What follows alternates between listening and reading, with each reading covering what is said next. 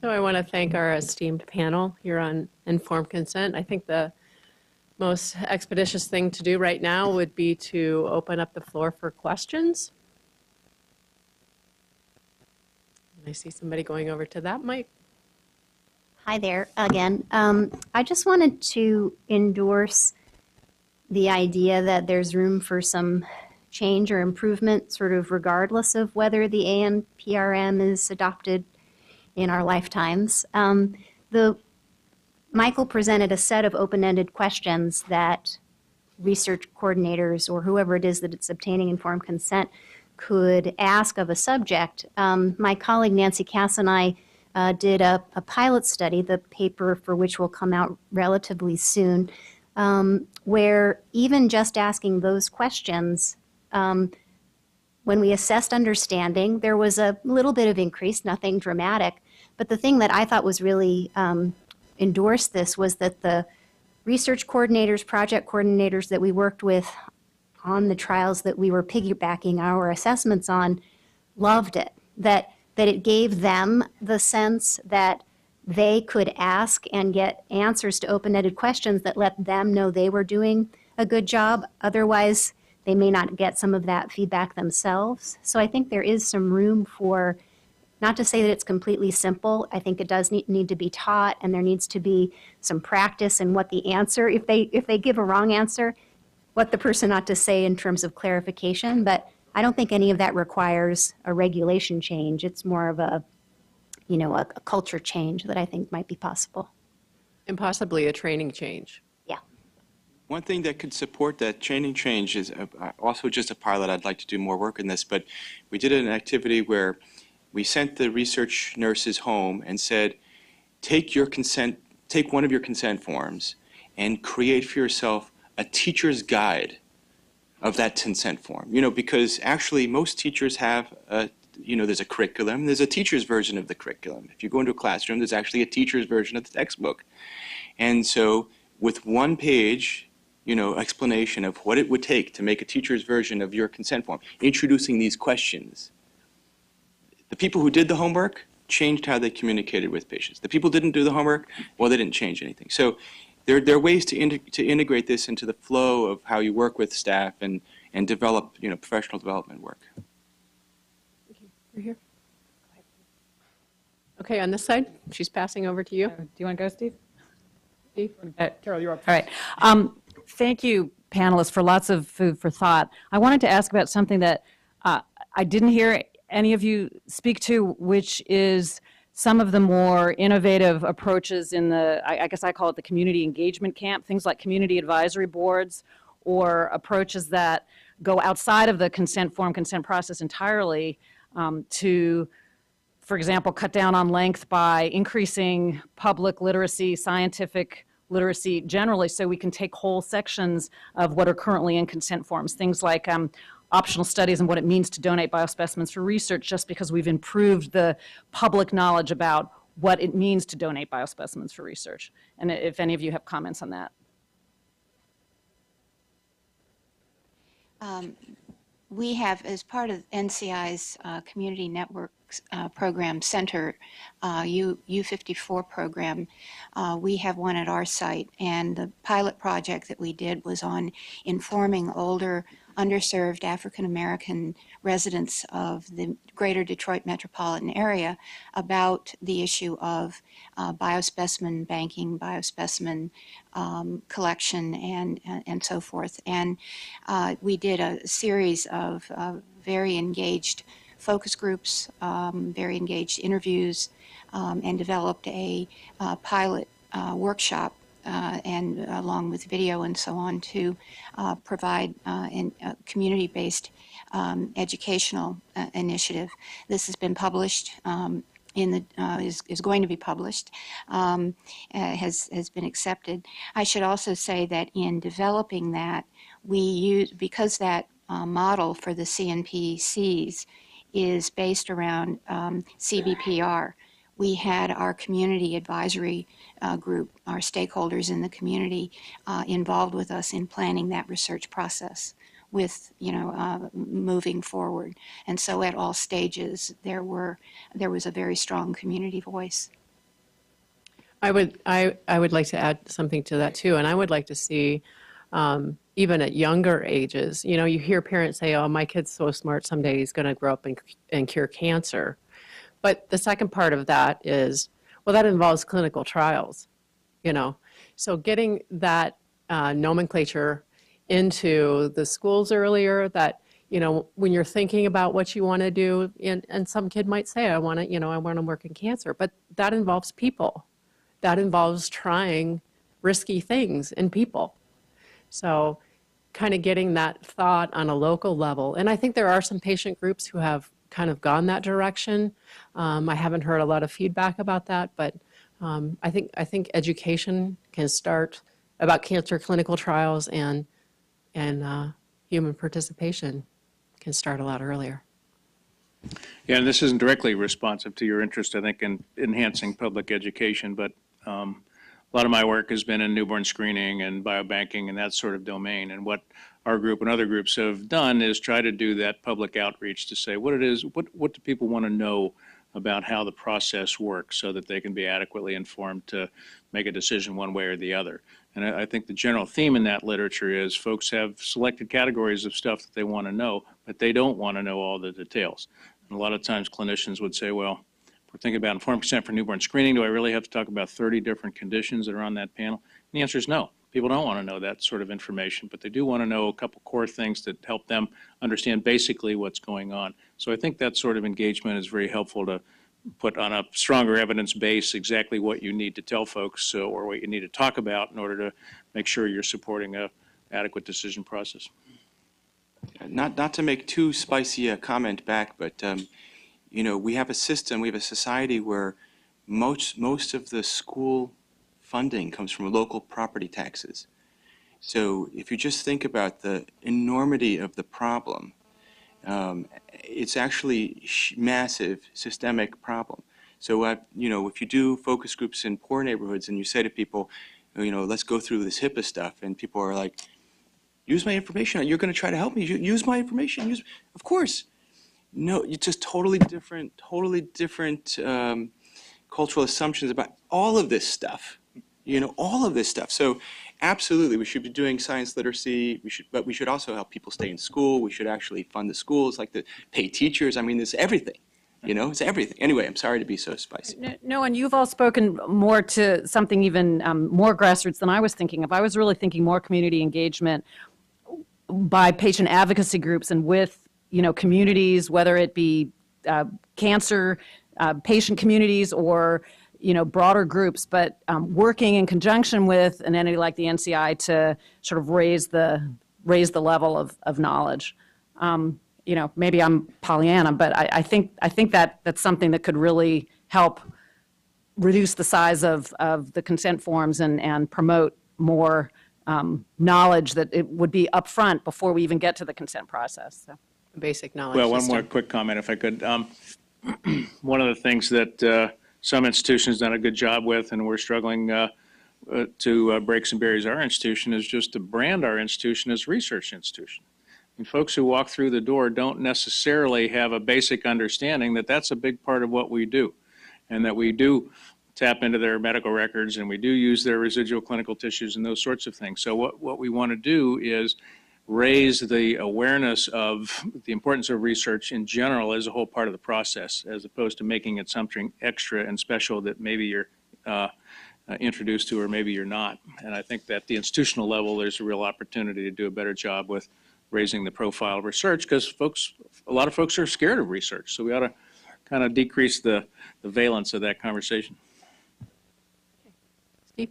So I just want to endorse something that Mary McCabe said early on in her remarks, where she talked about this controversy within the working groups about whether to talk about the standard of care or what the usual care practices would be within a trial. When I was learning to have informed consent conversations with patients and families, I'm a pediatric oncologist, and 15 years or so ago as a fellow, I was watching my mentors have these conversations, and the conversation would start with a long discussion of the clinical trial.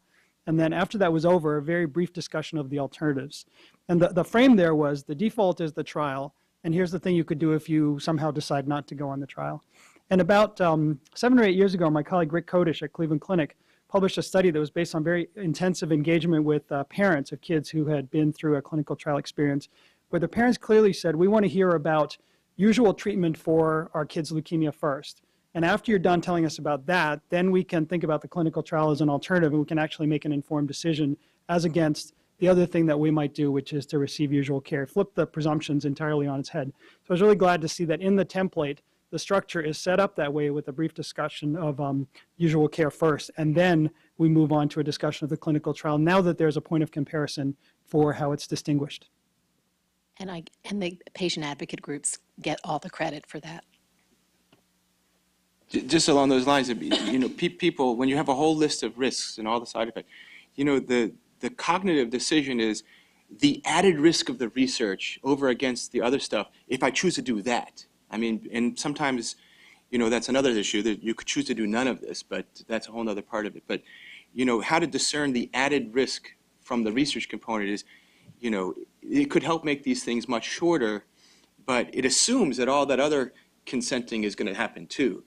But when you had these experiences, when you were observing your mentor doing this, was that explicitly presented to you as your training for consent, or you just were trying to soak it up? It was just what I observed. I don't think it was explicit in anybody's mind. I think it was just the way they had learned it from their mentors, who had learned it from their mentors going back to 1847. Right. So I think that this real opportunity to kind of concretize around, methods and, what is the training? What is the professional development that's needed? We have a whole core of people, research nurses, other people, basically without adequate training. Thank you. And then over here. Angela Bradbury from the University of Pennsylvania. Thank you so much. I think it was very great to hear of all these new ways to think about the informed consent process. I was particularly intrigued by Jeffrey Botkin's comments about the incentives, and it made me think about the challenges to implementation. So even were we to find a great process, I guess I wonder and I ask what are all those other barriers that we might meet in implementation?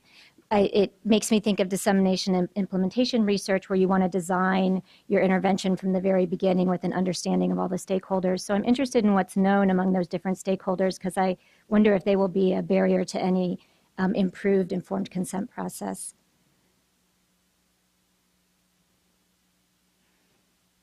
Well, I guess probably a much quicker answer than the question deserves, but it seems to me that all of the stakeholders recognize the problem. So at least at that level, I don't think you have folks out there saying, no, we got it right, and I don't see any reason to change. But I don't think anybody's going to willingly change on their own unless there's a broad systemic change at the same time, because I think there are too many difficulties with being in the vanguard in this particular. Now, maybe you get an institution or investigator who's willing to sort of take that on, but I think in terms of systemic change, the kinds of incentives that I listed seem to me to be fairly overwhelming. I'd love to hear anybody else's, maybe that's a little too skeptical, but that's why I think it's the regulatory or guidance change that would be necessary, and really to get everybody on the same page to say, okay, we really do have to figure this out and do it right. Well, and as a practicing oncologist, and I think about our clinics and how they operate and changes in the healthcare system and changes in the funding levels, I think it, will really take some sort of push. So it's interested in what other people think will be necessary. Thank you. Well, but it's been, there's been attempts to include regulators in the conversation at different levels, so that, when we were making the AHRQ toolkit, we included people, regulators, and, at multiple turns, they managed to make it more complicated than we wanted to have it be. But independent of that, now we have this toolkit, but no one uses it, so Yeah. very nice. But there's this Pinocchio worry, like if you're going to set your institution out ahead and, someone's going to cut your nose off. Okay. Over here. Michelle Christian, I'm a medical oncologist and member of the National Cancer Policy Forum. So just one quick comment about the standard of care. I actually like the recommendation or the thought that one might start with that, because often I find the toxicities associated with standard care are never made clear to patients, so they really don't have a context in which to look at the added toxicities of treatment.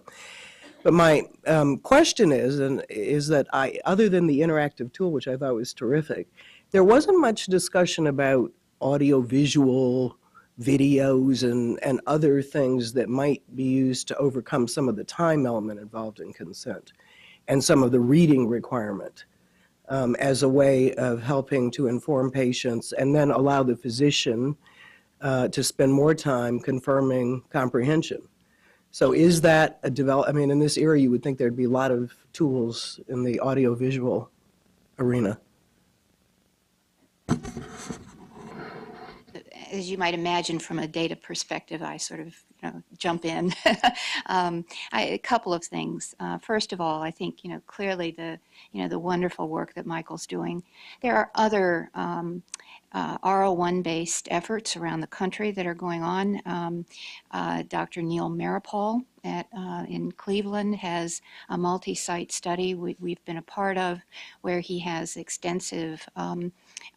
It's a video preparatory activity for patients going forward into the visit with the physician, anticipating if a discussion of a trial takes place.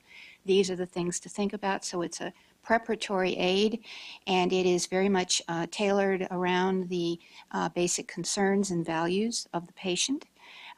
We had an interesting experience with it, however, because we have we have a 47% illiteracy rate in the city of Detroit, and so even and at an audio level, even a number of the terms that were used and the issues that were raised were really very difficult for our patients to comprehend. There's also the issue of setting up a patient for the possibility that a clinical trial may be offered, and then if it's not offered, somehow am I not getting the latest and greatest care?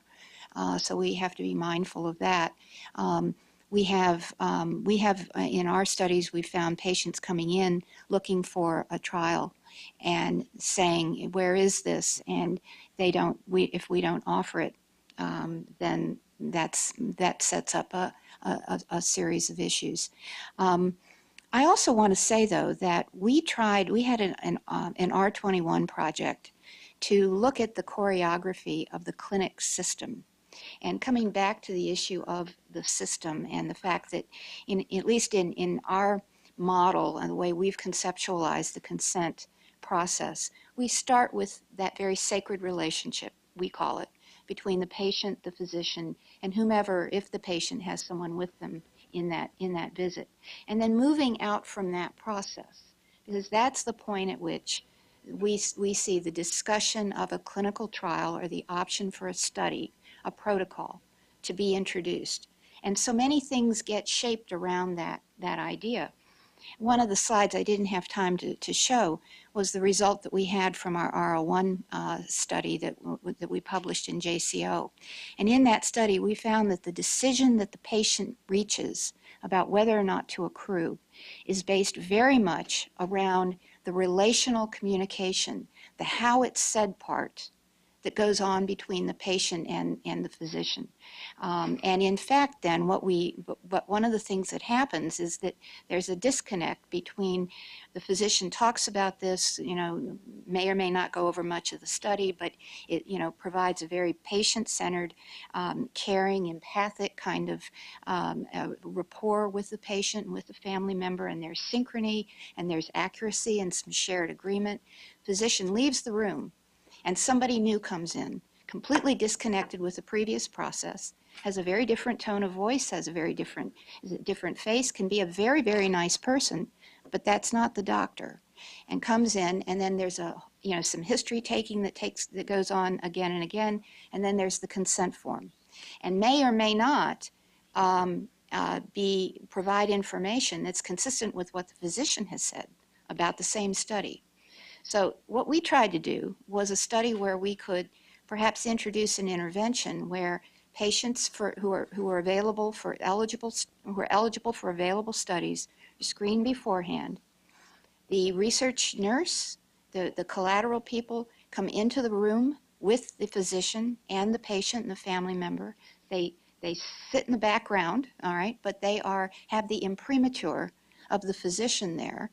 And it actually is a little shorter for the physician because the basic key elements of the study, of standard of care and of options, and there may be more than one clinical trial that's an option, of course, and then that physician leaves and the details are covered by some very skilled people who I'm led to tears sometimes when I watch how they talk with patients and the questions and the concern and the issues that are raised. And then that person becomes a lifeline for that patient going forward throughout the rest of the decision process and into the treatment.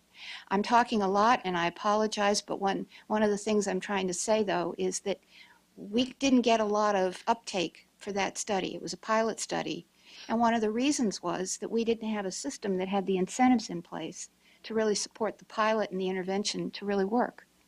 So we've got a lot more work to do, I think, in terms of the research that we do to make a sea change in the ways in which our systems are set up and choreographed to support our patients. Absolutely. And I think that big sea change, I think we've heard a bit about the emergency for that, the urgency, I shouldn't say emergency, the urgency, the time involved, and that this is a dance.